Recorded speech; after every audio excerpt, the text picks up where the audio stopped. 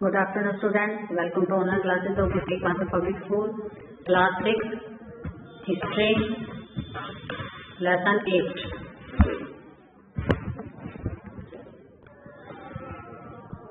There were also the forested regions. वहाँ पर कुछ ऐसे फोरेस्टेड रीजन थे, जंगली इलाके थे. People living in these area, तो लोग वहाँ रहते थे, वर मोर और लेस इंडिपेंडेंस, या फिर ज्यादा आजादी के साथ या कम आजादी के साथ, but may have been expected to provide elephant, timber, honey, wax in Maurya official. पर क्या करते थे वो, हो सकता है may, it means may be possible to have been expected to provide, हो सकता है वो प्रोवाइड करवाते हैं, जैसे एलिफेंट्स हैं, timber, honey, wax Maurya empire को ये प्रोवाइड करवाते हैं. The emperor and the capital city. अब ये जो है इसके आगे देखिए आप, Ashoka, a unique ruler. The most famous Maurya ruler was Ashoka. यह मौर्य वंश से बिलोंग कर रहे थे, जो फेमस है, काफी फेमस रहे हैं, जो अशोका थे. He was the first ruler who tried to take his message to the people through inscription. ये पहले शासक रहे हैं, पहले जो शासक रहे हैं जिन्होंने ये कोशिश की है कि अपने मैसेज को लोगों तक पहुंचाया जाए, और किसके द्वारा, इंस्क्रिप्शन के द्वारा. इन्होंने रिटर्न में मैसेज जो था ना वो कार्ड, यानी कि चाहे पिलर्स के ऊपर इन्होंने खुदाई करवाई, चाहे रॉक्स के ऊपर करवाई, इस तरह से उन्होंने अपने इंस्क्रिप्शन जो थे वो लोगों को प्रोवाइड करवाए. Most of the Ashoka's inscriptions were in Prakrit and were written in the Brahmi script. ज्यादा जो इनके इंस्क्रिप्शन थे जो लिखे गए थे वो प्राकृत, यानी कि एक कॉमन ऑर्डिनरी लैंग्वेज मानी जाती है, जो कि उस टाइम में सब लोगों के द्वारा समझ ली जाती थी, और इसको लिखा गया किसमें, ब्रह्मी स्क्रिप्ट के अंदर. अशोका वार इन कलिंगा. जब अशोका ने कलिंगा से युद्ध बताया गया है, कलिंगा का, जब कलिंगा में युद्ध किया अशोका ने. Kalinga is the ancient name of coastal Odisha. ये जो कलिंगा जो पहले का नाम हो गया, अब ओडिशा जो है जिस नाम से हम जानते हैं ओडिशा, जो कि कोस्टल एरिया के अंदर आ जाता है, पहले इसे कलिंगा के नाम से जाना जाता था. Ashoka fought a war to conquer Kalinga. Ashoka ने युद्ध किया कलिंगा को जीतने के लिए. However, he was no horrified when he saw the violence and bloodshed that he decided not to fight any more war. जब वो कलिंगा के ऊपर उन्होंने जीत हासिल करी, अशोका लड़े और उन्होंने अपनी जीत हासिल कर ली कलिंगा के ऊपर. बट जब उन्होंने ये देखा इतना सारा वायलेंस, इतनी हिंसा, इतना ब्लड, इतना खून खराबा जो उन्होंने देखा, तो इस चीज से वो काफी यानी कि परेशान हो गए या निचोड़ दिए गए अपने आप के द्वारा ही. उन्होंने ये डिसाइड कर लिया कि वो कभी भी युद्ध नहीं करेंगे. He is the only king in the history of the world who gave up conquest after winning a war. ये एक ऐसे राजा ही रहे हैं, अकेले ही एक ऐसे राजा थे जिन्होंने युद्ध को छोड़ दिया. कब, और वो भी जब जीत गए थे. तो व्हाट वाज अशोका's धाम. अशोका के धाम जो है उसके बारे में बता रहे हैं कि क्या था. Ashoka dhamma did not involve worship of a god. Ashoka dhamma ऐसा नहीं है कि किसी ईश्वर की भक्ति की गई है या फिर उसकी पूजा की गई है या फिर performance of the sacrifice. He felt that just as father tries to teach his children. ये सिर्फ वैसी कोशिश थी जैसे कि एक पिता जो है अपने बच्चों को सिखा रहा हो, कोशिश कर रहा हो सिखाने की. He had a duty to instruct his subject. He was also inspired by the teaching of the Buddha. वो जो बुद्धा के द्वारा टीच किया गया, बुद्धा के द्वारा जो लेसन बताए गए, जो जो अच्छी अच्छी बातें बताई गई, उनका फॉलो किया, उससे काफी इंस्पायर हुए और वही चीजें बता रहे थे लोगों को. There were a number of problems that troubled him. बहुत सारी ऐसी प्रॉब्लम्स थी जिससे वो खुद भी परेशान हुए। People in the empire follow different reason, क्योंकि उनके एम्पायर में क्या था, अलग अलग धर्म से लोग बिलोंग कर रहे थे, तो उनको पालना भी कर रहे थे, उसी का ही फॉलो कर रहे थे। And this sometimes led to conflict, और इसी तरह से उसमें क्या हुआ, कई बार बहसबाजी भी हुई। Animals were sacrificed, slaves and servants were irritated, तो जो यानी कि एनिमल्स थे वो सैक्रिफाइस किए जाते थे, उनका बलिदान दे दिया जाता था, मार डाला जाता था। जो स्लेव्स होते थे, या फिर जैसे स्लेव्स का मतलब होता है गुलाम, गुलाम वो होते थे या फिर जिनको पैसे देकर खरीदा जाए, या फिर उन्हें युद्ध के अंदर मार दिया जाए किसी भी जगह पे, युद्ध में जीत करके, और उसके लोगों को ले आए और उसको गुलाम बना दिया जाता था। जब युद्ध हार जाते थे तब अगर वो किसी को ले आते थे तो वो गुलाम बन के रहता था। तो वो सर्वेंट या फिर उनके नौकर, उनके साथ भी बहुत बुरा व्यवहार किया जाता था उस time. Besides there was a quarrel in families and among their neighbours, यहाँ तक कि जो फैमिलीज में भी लड़ाइयाँ होती थी और अपने पड़ोसियों के साथ भी। There was a quarrel and Ashoka felt it was his duty to solve this problem, और अशोका को ऐसा लगता था कि ये उसकी ड्यूटी है इन प्रॉब्लम्स को सोल्व करना। So he appointed official known as the Dhamma Mahamata, who went from place to place teaching people about Dhamma. उन्होंने फिर क्या किया, अपने ऑफिशियल अपॉइंट कर लिए जिसको धम्म महामत्ता के नाम से जाना गया, जो कि एक जगह से दूसरी जगह जाते और लोगों को टीच करते, बातें सिखाया करते थे, जिसको कि धम्म के बारे में कि क्या होता है, कि हमें किसी को मारना नहीं है, किसी को नुकसान नहीं पहुंचाना है, लड़ाई झगड़ा नहीं करना है। तो काफी ऐसी बातें थी जो अशोका ने बताई। Besides, Ashoka got his message inscribed on rocks or pillars, instructing his officers to read his message to those who could not read it themselves. और इसके अलावा अशोका ने क्या किया, अपने जो मैसेजेस थे वो खुदाई करके छाप दिए गए, किसके ऊपर, पत्थरों के ऊपर, पिलर्स के ऊपर। और अपने जो ऑफिसर्स थे उनको ये भी कहा कि अगर मान लो कोई नहीं रीड कर सकता तो आप उन्हें पढ़ के बताएंगे। ऐसा नहीं है कि आप उन्हें पढ़ के नहीं बता सकते, वो खुद नहीं पढ़ सकते तो आप भी नहीं उन्हें बताएंगे, आप उन्हें बताएंगे पढ़ के भी क्या लिखा हुआ है। Ashoka also sent messengers to spread ideas about Dhamma to other lands. Ashoka ने क्या किया, अपने मैसेंजर्स को भेजा, मैसेंजर्स होते संदेश वाहक जो मैसेज लेकर जाते हैं, उनको भी भेजा, ये फैलाने के लिए, स्प्रेड होता है फैलाना, अपने आइडियाज को फैलाने के लिए, जो धम्म के बारे में थे आइडियाज उनको फैलाने के लिए दूसरी जगहों पर भेजा, जैसे कि साइरिया, इजिप्ट, ग्रीस और Sri Lanka. He built roads, dug wells and built rest house. Besides, he arranged for medical treatment for both human being and animals.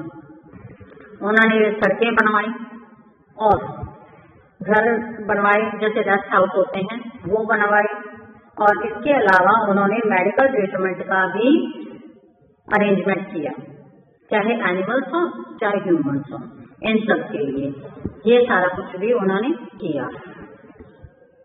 अशोका's message in his subject. अब ये देखिए इसके अंदर हम पेश करेंगे। Public perform a variety of rituals when they fall ill. लोग क्या करते थे, जब वो बीमार हो जाते थे ना, तो अपने अपने रिचुअल के हिसाब से बहुत ऐसे परफॉर्म किया करते थे, बहुत ऐसे काम किया करते थे।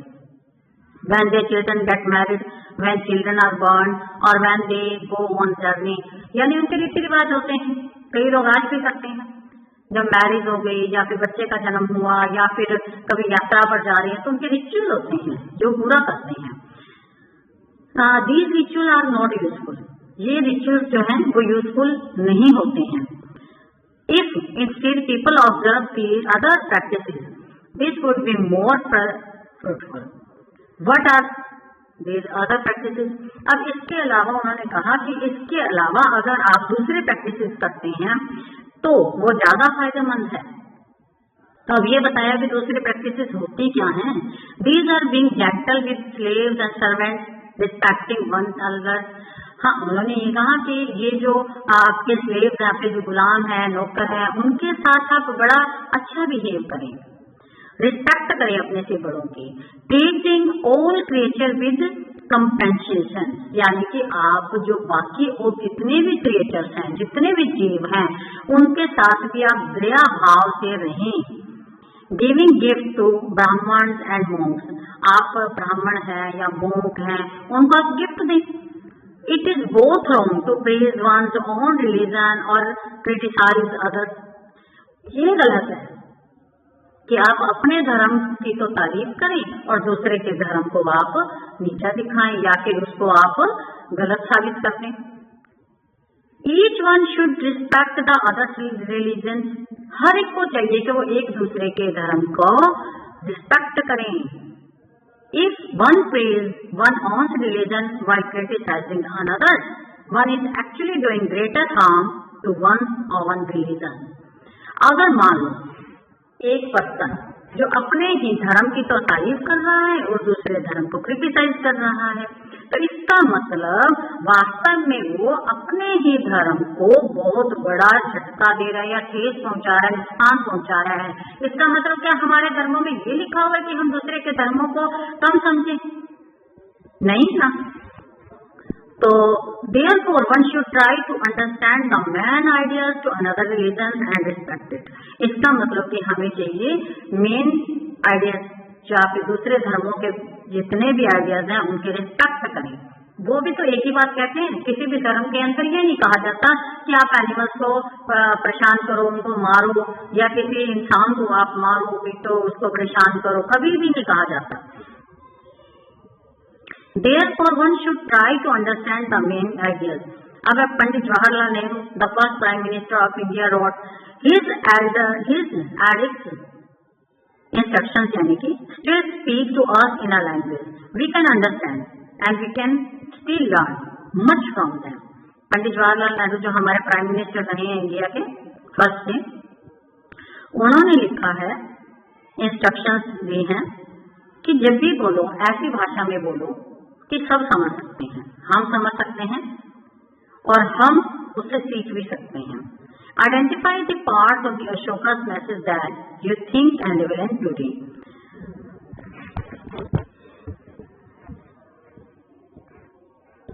इससे पहले ये जो देखिए आप इसके अंदर आया हुआ है इंस्क्रिप्शन के अंदर, अब मैं आपको रीड करवा देती हूँ। अशोका's inscription describe the Kalinga's war. This is what Ashoka declared in one of his inscription. ये उन्होंने अपने एक इंस्क्रिप्शन के अंदर क्लियर किया है। 8 years after becoming king, I conquered Kalinga. वो कहते कि 8 साल के बाद मैं कलिंगा का राजा बन गया। About a lakh and half people were captured. इसमें से लगभग 1 लाख से ज्यादा या आधे लोग जो भी हैं कैप्चर हो गए थे, हमने उसको कैप्चर कर लिया था या गुलाम बना लिया था। And more than a lakh of people were killed, इसमें से 1 लाख से ज्यादा जो लोग थे वो मारे गए थे। This filled me with sorrow, why, इससे मैं बड़ा दुख से भर गया, क्यों? Whenever an independent land is conquered, lakh of people die and many are taken prisoner, Brahman and monks also die. कहते कि जब हम एक इंडिपेंडेंट लैंड को कन्क्वेर करते हैं, उसके ऊपर राज कर लेते हैं, उसके ऊपर जीत हासिल कर देते हैं, तो बहुत सारे लाखों लोग मर जाते हैं, बहुत सारे कैदी बन जाते हैं, चाहे वो ब्राह्मण हो चाहे मोंक हो, वो भी मर जाते हैं। People who are kind to their relatives and friends, to their slaves and servants die और लॉस देयर लव्ड वंस। जो लोग अपने जिनके जो रिलेटिव्स होते हैं या फ्रेंड्स होते हैं, जो टू देयर स्लेव्स और सर्वेंट्स डाई, उनके जो क्या है, यानी कि किसी के रिलेटिव मर गए, किसी के फ्रेंड्स मर गए, किसी के सर्वेंट मर गए, किसी के जो स्लेव गुलाम है वो मर गए। कई ऐसे होते हैं जो बहुत ही किसी को प्यारे होते हैं किसी के लिए, वो भी इसी वार में, इसी युद्ध में मारे जाते हैं। That is why I am sad, इसी वजह से मैं उदास हूँ। And have decided to observe dhamma, इसीलिए मैंने ऑब्जर्व किया, इसीलिए मैंने निश्चय किया कि धम को ऑब्जर्व किया और ये सबको टीच किया कि सबके साथ हमने अच्छा करना है। I believe that winning people over through dham is much better than conquering that through force. मैंने ये माना कि लोगों को जीतना धर्म के द्वारा वो ज्यादा बढ़िया है, जबकि जबरदस्ती जीतना गलत है। I am inscribing the message for the future, और ये मैं अपना मैसेज फ्यूचर के लिए भी देना चाहूंगा, so that my son and grandson after me should not think about war, कि जैसे चाहे मेरा बेटा हो चाहे मेरा पोता हो, वो भी कभी युद्ध के बारे में सोचे भी ना। Instead they should try to think about how to spread dharma, इसके अलावा युद्ध करने के अलावा वो ये सोचें कि किस तरह से हमने धर्म को स्प्रेड करना है या फैलाना है। How did the Kalinga war bring about a change in Ashoka's attitude toward war, किस तरह से कलिंगा के युद्ध ने अशोका की लाइफ को चेंज कर दिया। अब ये थे हमारी, ये देखिए एक ये था हमारा the emperor and capital state. Magad Nazir was the ambassador when who was sent to the court of the Chandragupta by Greek ruler of the West Asia named Seleucus Nicator. Magnus wrote an account about what he saw. Here is a part of his description. देखिए मगधनीज है, ये एक ambassador जो थे वो भेजे गए court के द्वारा, कोर्ट में चंद्रगुप्ता की ग्रीक रूलर थे, ये जो वेस्ट एशिया के, जिसका नाम था ये सेल्यूकस निकेटर, और इन्होंने अपने डिस्क्रिप्शन में क्या लिखा है, the occasion on which the emperor appear in public are celebrated with grand royal processions, he is carried in a golden lion, his guard ride elephant decorated with gold and silver. Some of the guards were carried trees on which live birds, including a flock of trained parrots circled about the head of the emperor. The king is normally surrounded by the armed women. He is afraid that someone may try to kill him. He has a special servant to taste the food before he eats. He never sleeps in the same bedroom for 2 nights. अब इसमें क्या बताया है कि जो occasion अपने emperor के बारे में बता रहा है कि किस तरह से वो ग्रैंड रॉयल प्रोसेशन के अंदर वो ग्रैंड शाही तौर तरीके में रह रहा है कि एक गोल्डन यानी कि उसके जो गार्ड किया जाता है वो एलिफेंट को डेकोरेट किया जाता है, जिसके ऊपर वो राइड करता है, गोल्ड और सिल्वर से उसको डेकोरेट किया जाता है। कुछ गार्ड ऐसे होते हैं जो कैरी करते हैं किसको, ट्रीज को, ऑन विच जहाँ पर बर्ड्स रह रहे होते हैं और जहाँ यहाँ पे फ्लोक यानी कि ग्रुप रह रहा और ट्रेन जो पैरट का ग्रुप है। तो क्या है कि इसमें बताया कि राजा जो है ज्यादा वो डर जाता है। क्यों डरता है? क्यों? वो जो खाना खा रहा है, डरते हुए वो क्या करता है, जो खाना खा रहा है वो खुद नहीं खाता, उससे पहले वो अपने सर्वेंट को टेस्ट करवाते कि कहीं इसके अंदर जहर तो नहीं है, और एक बेडरूम में 2 रातों तक सोता नहीं है। एंड अबाउट पाटलिपुत्रा, उन्होंने भी कुछ ऐसा लिखा है कि उनकी जो जहाँ पर वो रह रहे हैं वो सिटी बहुत ही लार्ज है और ब्यूटीफुल सिटी है, और इसके जो साइड में दीवारें हैं बहुत ही बड़ी बड़ी दीवारें हैं, और 570 टॉवर हैं, और 64 इसके 64 गेट हैं। इसके जो हाउस हैं वो 2 या 3 स्टोरी हैं जो बने हुए लकड़ी से या फिर मिट्टी की ईंटों से। जो राजा का महल है वो लकड़ी का बना हुआ और डेकोरेटेड है स्टोन कार्विंग से, और इसके जो सराउंडिंग में यानी कि गार्डनिंग की गई है और जहाँ पर बर्ड्स को रखा गया है। आज मैंने आपको ये लेसन जितना करवाया है, बाकी का मैं आपको नेक्स्ट उसके अंदर क्लियर कर दूंगी। ओके, बाय बेटा।